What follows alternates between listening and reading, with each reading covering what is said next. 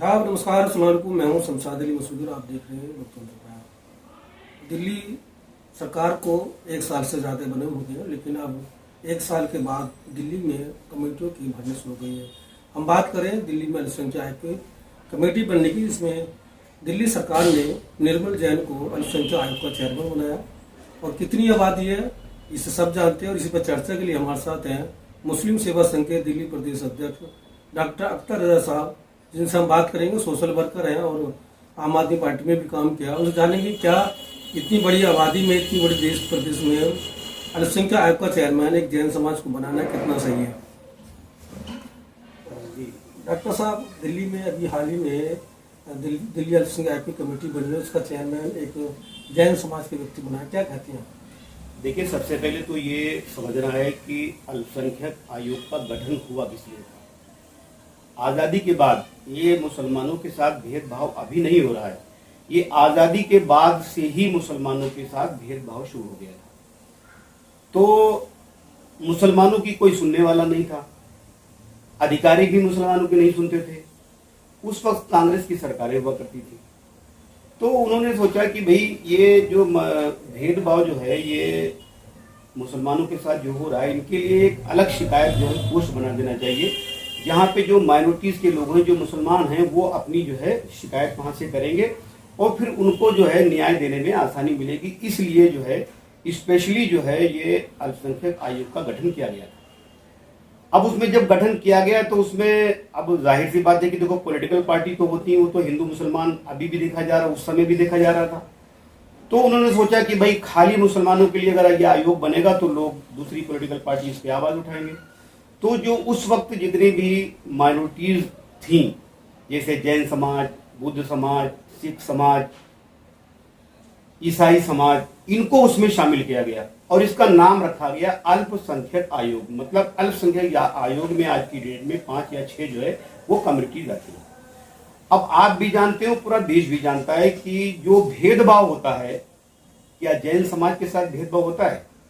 क्या बौद्ध समाज के साथ कोई भेदभाव करता है? क्या सिख समाज के साथ कोई भेदभाव करता है? आप भी देख रहे हो, पूरी दुनिया देख रही है कि जो भेदभाव, इस वक्त भी जो भेदभाव हो रहा है वो सिर्फ मुसलमानों के साथ हो रहा है। और दूसरी बात कि पॉपुलेशन देखिए आप, दिल्ली में जैन समाज की पॉपुलेशन 2011 के अनुसार 0.99, मतलब 1% से भी कम थी।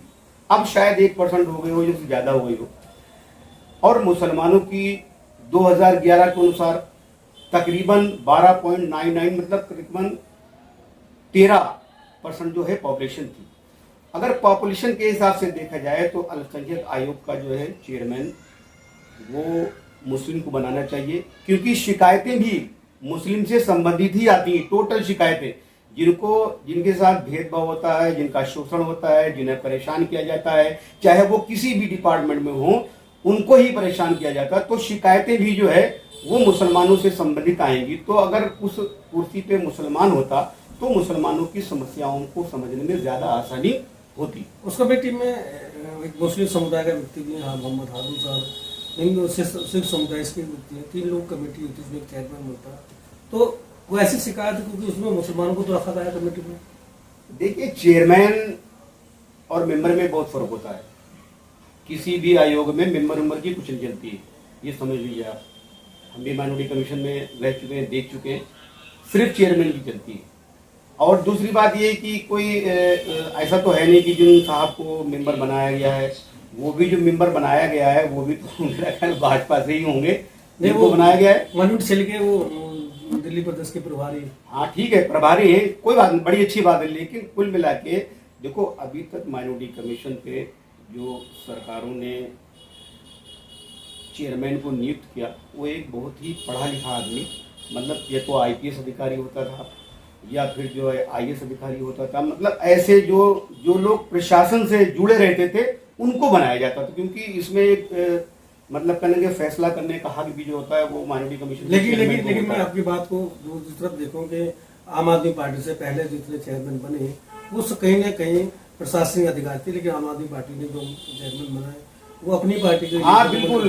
और अब भाजपा ने वही स्वीकार किया। हालांकि छठे या 7वें चेयरमैन है ये, क्योंकि 2026 साल में से यहाँ माइनॉरिटी कमीशन 2000 में माइनॉरिटी कमीशन बना है, तो ये एक रिवाज से शुरू हुआ कि अब पॉलिटिकल लोग माइनॉरिटी कमीशन के चेयरमैन बनने लगे। देखिए, इसकी शुरुआत तो खैर आम आदमी पार्टी ने ही की थी, जबकि इस माइनॉरिटी कमीशन की चेयर पर जो है किसी पढ़े लिखे बहुत ही प्रशासनिक अधिकारी, मतलब प्रशासनिक जो अधिकारी हो, रिटायर्ड हो या कुछ भी हो, उसको इस पे आना चाहिए, क्योंकि ये फैसला करने का जो है यहाँ पर फैसले भी किए जाते हैं, उनके खिलाफ कार्रवाई भी की जाती है उनको। लेकिन हमारे आम आदमी पार्टी ने जो है इस पे ये पॉलिटिकल लीडर को बिठा के ना यहाँ से शुरुआत की, और जब शुरुआत कर दी तो अब भी जो है वहाँ पर जो है अभी ये जो हमारे अभी जैन साहब आए हुए हैं, निर्मल जैन साहब, ये 2 बार के मेरा ख्याल पार्षद भी हैं, स्टैंडिंग कमेटी के चेयरमैन भी हैं, और बहुत अच्छे आदमी। मैं नहीं कहता कि मतलब ये आरएसएस में लंबे तक काम किया है, हाँ, और कई संगठनों में काम किया है इन्होंने, जो हिंदू संगठन और भाजपा के लिए काम किया। मेयर भी बने दिल्ली, पूर्व दिल्ली नगर निगम के साधना से पार्षद रहे। तो ऐसे में जो आरएसएस की पॉलिसी है, वो आरएसएस की पॉलिसी हमेशा मुस्लिमों की एंटी होती है, तो मुस्लिमों को न्याय करने की प्रक्रिया जो बड़ी मुश्किल खड़ी होती है। देखो, ये तो मुझे बताने की जरूरत नहीं है, आज जो देश के हालात हैं, जितनी बीजेपी की सरकारें हैं, चाहे वो आप असम ले लीजिए, चाहे उत्तर प्रदेश लीजिए, चाहे उत्तराखंड ले लीजिए, चाहे आप बंगाल ले लीजिए, चाहे बिहार ले लीजिए, वहाँ क्या होता है मुसलमानों के साथ में, जो मुसलमानों के साथ में लोग मॉब लिंचिंग करते हैं उनके साथ क्या न्याय होता है, और जो बेचारे पीड़ित होते हैं उनके साथ क्या न्याय होता है, ये मुझे इस पर बार बार बोलने की जरूरत नहीं है, ये पूरा देश जानता है कि क्या हो रहा है। तो देखो, उनकी जो अपनी पॉलिसी है वो उसी पॉलिसी पे काम करेंगे। अगर भाजपा को सेवा ही करना होती, मुसलमानों को इंसाफ ही देना होता, तो किसी मुसलमान को चेयरमैन बना देते। और दूसरी बात ये, क्या भारतीय जनता पार्टी में या आरएसएस में इतने सारे लोग दिल्ली में जुड़े हुए, पढ़े लिखे लोग जुड़े हुए, बहुत सारे दाढ़ी पगड़ी वाले लोग जुड़े हुए, बहुत सारे लोग जुड़े हुए।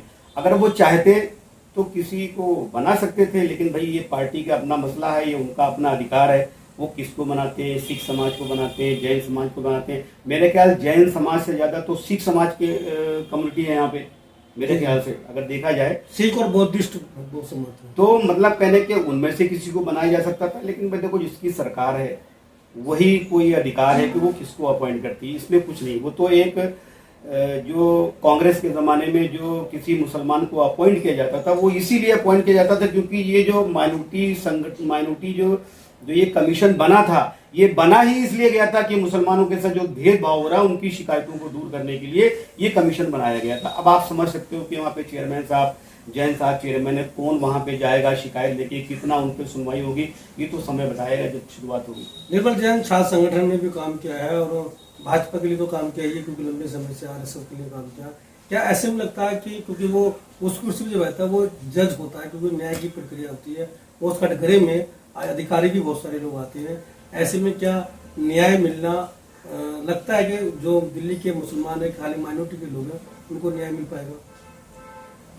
देखो, कुर्सी पर तो हमारे मुख्यमंत्री योगी जी बैठे हुए, कुर्सी पे तो असम के मुख्यमंत्री जी बैठे हैं, लेकिन ये माइनॉरिटी कमीशन संवैधानिक, अरे भाई मुख्यमंत्री से बड़ा जज नहीं होता है।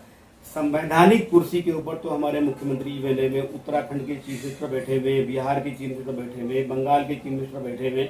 भाई उनका क्या काम है और क्या नहीं हो रहा है वो सब आप देख रहे हैं कि दुनिया देख रही है। अब जैसे मान लिया उत्तर प्रदेश में संवैधानिक, लेकिन वो पॉलिटिकल लोगों वोट मांगते हैं ना, वोट के लिए काम करता है। यहाँ जो माइनॉरिटी कमीशन का चेयरमैन होता है, ये पॉलिटिकल नहीं है, ये तो लोग जज की प्रक्रिया है। चेयरमैन अपने हिसाब से कुछ नहीं करता है, पार्टी के गाइडलाइन के हिसाब से ही काम करता है।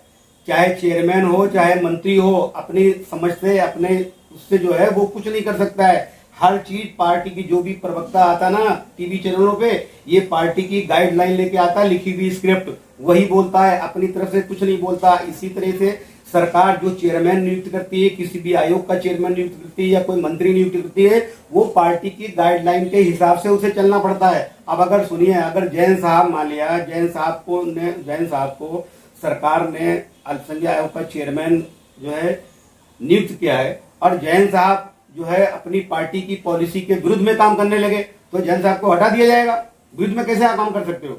इससे पहले वाले जो हमारे चेयरमैन साहब थे, वही पार्टी के गाइडलाइन के हिसाब से ही काम करते थे ना। उससे पहले चेयरमैन, इससे पहले जो चेयरमैन थे उन्होंने तो कोरोना काल में चिट्ठी भी लिखती थी, और केजरीवाल ने घेरा तो केजरीवाल के खिलाफ चिट्ठी लिखी। इसीलिए माइनॉरिटी कमीशन के चेयरमैन में किसी पॉलिटिकल आदमी को नहीं बिठाया जाता है।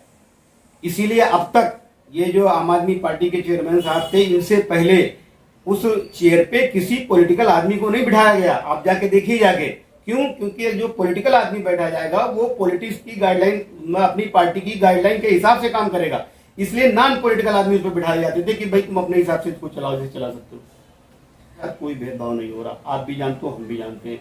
अभी इस वक्त सिख समाज के साथ कोई भेदभाव नहीं हो रहा, इस वक्त बौद्ध समाज के साथ कोई भेदभाव नहीं हो रहा, इस वक्त क्रिश्चियन समाज है उसके साथ तो थोड़ा बहुत हो रहा है, बाकी किसी के साथ कोई भेदभाव नहीं हो रहा। भेदभाव जो हो रहा है वो जो है वो मुसलमानों के साथ ही हो रहा है। अभी बयान आया है देश कुमार का, जो राष्ट्रीय मुस्लिम मंच चलाते हैं, कि मुसलमान इसी देश के नागरिक हैं और बाहर से नहीं आए।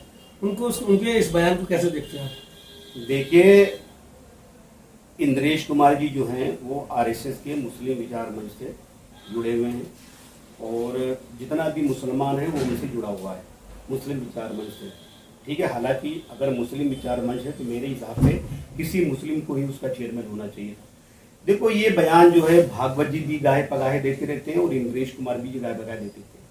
हमने देखा है इनके बयान दोनों अलग अलग होते हैं। जो पब्लिक में ये बयान देते हैं वो बयान इनके दूसरे होते हैं, और जो ये अपनी पदाधिकारियों के बीच में, अपनी संस्था के वर्करों के बीच में जो बयान देते हैं उनके बयान अलग होते हैं। यहाँ बयान ये होता है, वहाँ बयान ये होता है कि हिंदू मुसलमान भी, उसका डीएनए हिंदू है, ये हिंदू है, मतलब वो वैसी बातें होती हैं।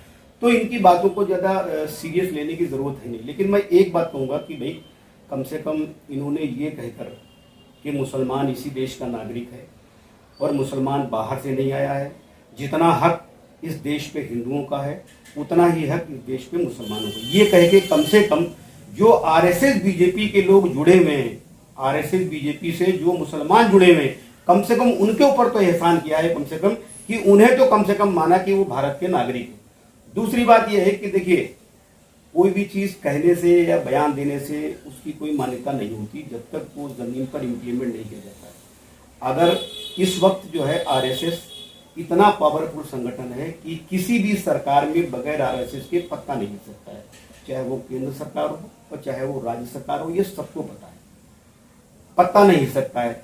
तो जब इंद्रेश कुमार जी आरएसएस से हैं और वो ये जानते हैं कि मुसलमान इसी देश का नागरिक है, मुसलमान बाहर से नहीं आया, जितना हक मुसलमानों का है उतना हक हिंदुओं का है, तो फिर वो हमारे हिसाब से उनको प्रधानमंत्री मोदी जी से और जितने भी ये राज्यों के, जो भाजपा राज्यों के मुख्यमंत्री जैसे योगी जी हो गए, उत्तराखंड के मुख्यमंत्री हो गए, असम के मुख्यमंत्री हो गए, बंगाल के मुख्यमंत्री हो गए, बिहार के इनसे सबसे जो है मीटिंग करें और मीटिंग करके उनसे ये बोले कि भाई देखो, तुम्हारे राज्यों में मुसलमानों के साथ जो भेदभाव हो रहा है ना, तुम जो मस्जिदों पे, मदरसों पे, दरगाहों पे बिल्डोजर चला रहे हो ना, ये गलत कर रहे हो, क्योंकि मुसलमान भी इसी देश का नागरिक है, जितना हक इस देश में मुसलमानों का है उतना ही इस देश में हिंदुओं का है। ये इन्हें अपने मुख्यमंत्रियों से बोलना चाहिए। और अगर ये आरएसएस के हैं, अगर ये बोल देंगे तो किसी भी मुख्यमंत्री की कोई हिम्मत नहीं है जो इनकी बात को काट दे।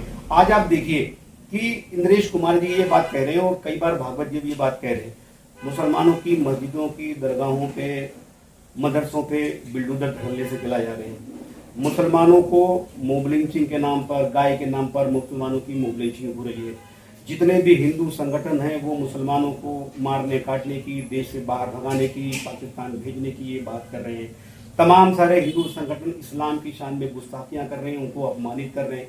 तो इस पे संज्ञान लेना की जरूरत है। अगर मान लिया इंद्रेश कुमार जी को मुसलमानों से इतनी हमदर्दी है, या इंद्रेश कुमार जी जानते हैं कि मुसलमान इसी देश का नागरिक है, जितना हक मुसलमानों का इस देश पे है उतना ही हक हिंदुओं का इस देश पे है, सभी धर्मों का उतना ही हक है, तो फिर ये इन्हें एक प्रधानमंत्री जी से एक मीटिंग करना चाहिए और प्रधानमंत्री जी से ये अपनी बात को रखना चाहिए कि प्रधानमंत्री जी, मुसलमान जो है वो इसी देश का नागरिक है, मुसलमान बाहर से नहीं आया, मुसलमानों के साथ भेदभाव नहीं हो। जो हिंदू संगठन और जो लोग मुसलमानों को मतलब कहने के प्रताड़ित करने का काम कर रहे हैं और जो अधिकारी मुसलमानों के साथ भेदभाव कर रहे हैं, जो सरकारें मुसलमानों के साथ भेदभाव कर रही हैं, उन पे रोक लगना चाहिए, क्योंकि मुसलमान इसी देश के नागरिक हैं। ये थे हमारे साथ डॉक्टर अख्तर रजा साहब, जो दिल्ली अल्पसंख्यक के चेयरमैन को लेकर बातचीत कर रहे थे।